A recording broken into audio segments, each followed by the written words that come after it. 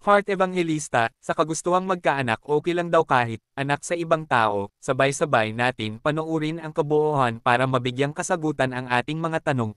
Ngunit bago ang lahat nais namin humingi ng pabor, kung hindi ka pa nakakapag-subscribe sa aming channel ay mag-subscribe na para sa mas malawakan pa nating impormasyon, at huwag mag-skip ng video, tapusin ito para wala kayong mamiss na part.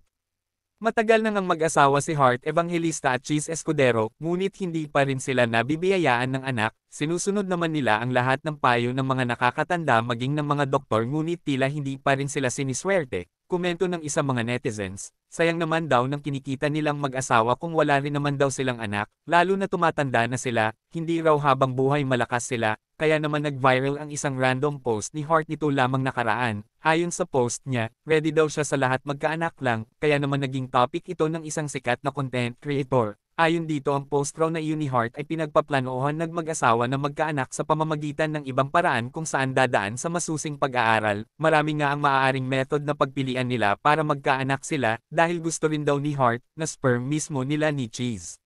Nabaliw-baliw ako ng konti. I was doing fashion week and people thought that I was having a good... I did New York, I did Paris pa nga.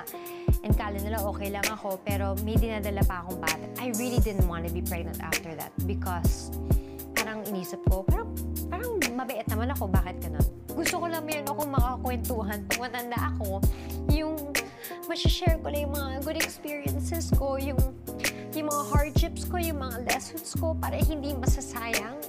Sa ngayon wala pa namang official na inilalabas si Heart at Cheese kung ano nga ba ang napagkasunduan nilang mag-asawa. Ang tanging magagawa natin ay suportahan sila para mas lalong magtibay ang kanilang pag-asa na magkaanak. Kayo, anong masasabi nyo tungkol dito? Magkomento lamang sa comment section at huwag kakalimutan na mag-subscribe para lagi kang updated sa mga trend. Maraming salamat!